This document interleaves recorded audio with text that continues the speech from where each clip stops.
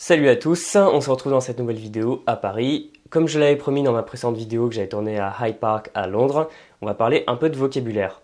Et aujourd'hui, je voulais aborder un point très précis, parce que on a déjà beaucoup parlé de vocabulaire, vous me questionnez beaucoup à ce niveau-là, c'est sans doute la thématique la plus importante qui revient sur mon blog et sur la chaîne.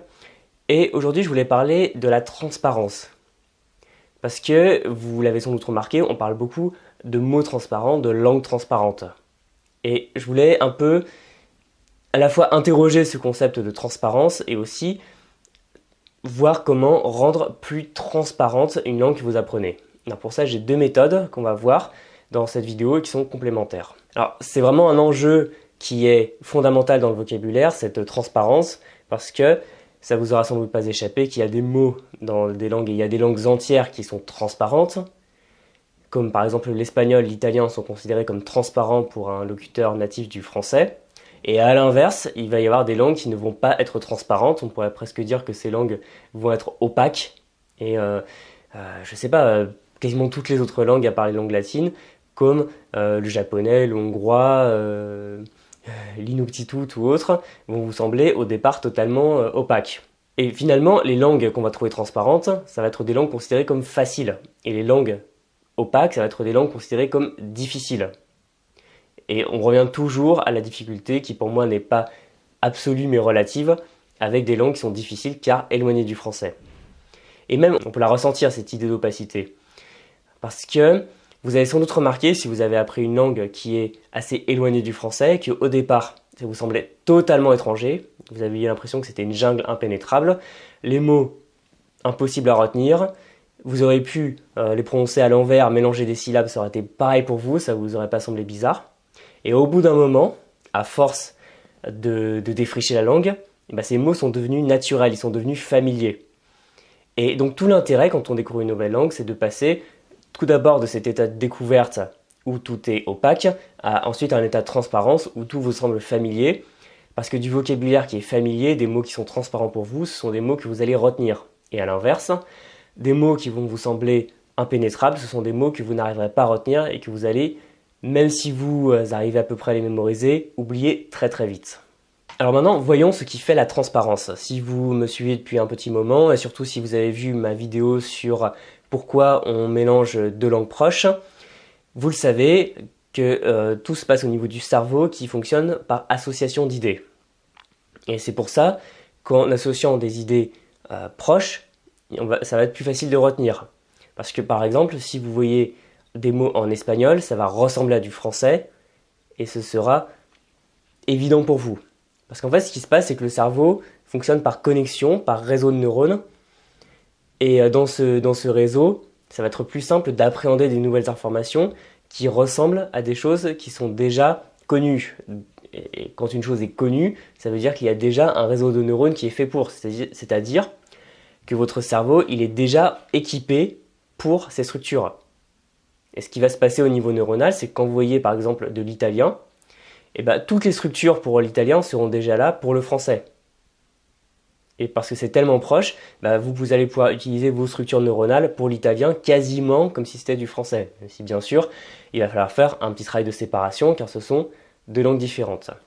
Et à l'inverse, quand vous voyez du chinois, là ça va être totalement différent de ce que votre cerveau a l'habitude de voir. Donc les structures ne seront pas là et il va falloir les créer. Maintenant, on va voir les deux méthodes que je préconise pour créer cette transparence. Et vous pouvez bien sûr les utiliser ensemble, et je vous conseille de les utiliser ensemble. La première, ça va être les associations d'idées. C'est généralement ce qu'on appelle la mnémotechnique, donc je pense que vous connaissez déjà ça. C'est-à-dire que pour mémoriser une information, il faut la rapprocher d'une information qui est déjà connue. C'est-à-dire, si vous trouvez des mots qui sont totalement bizarres dans une autre langue, vous pouvez essayer de les ramener à des mots que vous connaissez en français. Donc pour des langues proches, c'est très simple. Par exemple, preparazione en italien, ça va ressembler à préparation. Voilà, pas besoin d'aller plus loin. Mais pour des langues différentes, il n'y aura pas tout cet aspect d'étymologie, de proximité. Donc il va falloir faire des images plus fortes à ce niveau-là. Par exemple, j'avais un peu de mal à retenir le mot en japonais yuyo, qui veut dire soit utile, soit si on le décline en adjectif, yuyona, ça va être utile ou utilité. Enfin, plutôt utilité et utile si c'est un adjectif. Voilà, j'avais un petit peu de mal, et tout simplement j'ai pensé à un yo-yo. Parce que yo-yo, ça ressemble un peu à yo-yo. Bon, ça n'a absolument rien à voir au niveau de l'étymologie, mais comme ça j'ai une image d'un yo-yo avec lequel on joue, et on pense que le yo-yo est utile. Donc ça va peut-être vous sembler stupide, mais pour moi ça marche. Et honnêtement, n'hésitez pas à aller dans le ridicule, le graveleux, le violent pour vos associations d'idées. Si elles semblent absolument tirées par les cheveux à vos voisins, c'est pas un problème. Si ça marche pour vous, allez-y à fond. Ce sera même plus facile et plus efficace pour la mémorisation. Bon, après, il y a d'autres méthodes. Par exemple, pour yo-yo, j'arrive avec les kanji, c'est-à-dire les signes japonais, à m'en souvenir parce que le premier veut dire plus ou moins posséder et le deuxième veut dire plus ou moins usage. Donc, yo-yo, c'est quelque chose qui possède un usage, donc qui est utile. Voilà.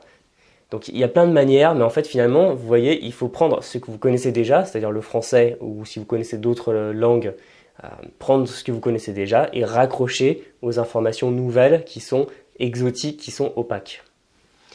Ensuite, l'autre manière de faire, c'est de prendre directement les informations opaques, vraiment de se jeter à l'eau, mais en fait d'en prendre une et de dériver par rapport à tout ça.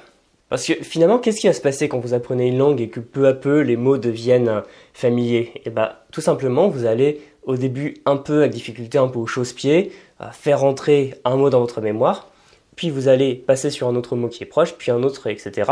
Et à la fin, vous allez facilement voir quels sont les verbes, quels sont les adjectifs, quels sont les mots d'une même famille, etc. Et en fait, vous allez faire ce travail, mais au lieu de le faire de manière inconsciente, vous allez le faire de manière consciente pour que ça aille plus vite, tout simplement. Donc vous allez prendre un mot cœur comme ça et voir tous ses dérivés. Par exemple, en anglais, on va avoir the hand, la main. Et vous allez pouvoir en dériver le verbe to hand, c'est-à-dire donner, transmettre à quelqu'un. Et même d'autres verbes dérivés, par exemple to hand down, qui va vouloir dire, en l'occurrence, rendre un jugement, par exemple. Et aussi plein d'expressions, par exemple hands up, haut les mains.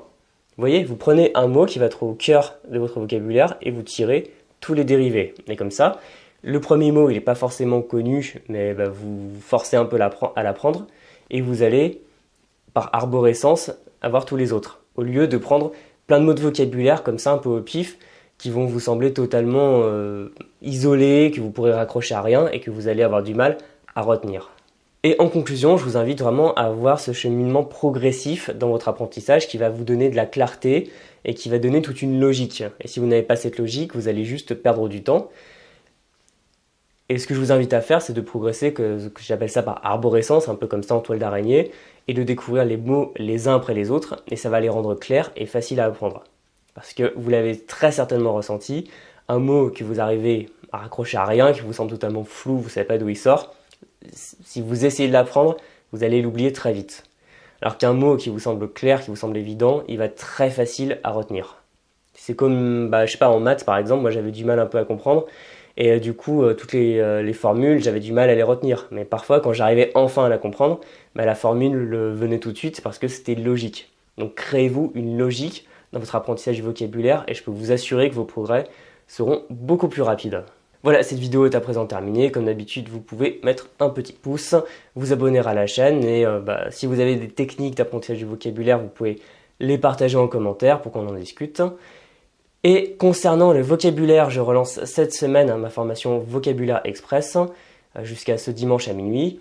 Et si vous avez du mal à apprendre le vocabulaire, si vous recherchez un peu cette clarté, cette logique, cette stratégie d'apprentissage, si vous en avez marre de toujours l'oublier, ce que je vous propose, c'est vraiment une feuille de route pour apprendre le vocabulaire, très complète, sachant que j'ai encore rajouté une vidéo. Donc on est à quasiment 4 heures de formation en tout, avec le cœur de la formation et ses bonus. Et si ça vous intéresse, j'en dis pas plus, je vous laisse regarder le lien en cliquant ici dans la description et vous aurez la page avec toutes les infos pour en savoir plus. Pour ma part, je vous dis donc à très bientôt. Bon courage pour apprendre le vocabulaire parce que c'est pas toujours facile, c'est pas toujours marrant, mais c'est vraiment le cœur de l'apprentissage. Et à une prochaine vidéo. Salut!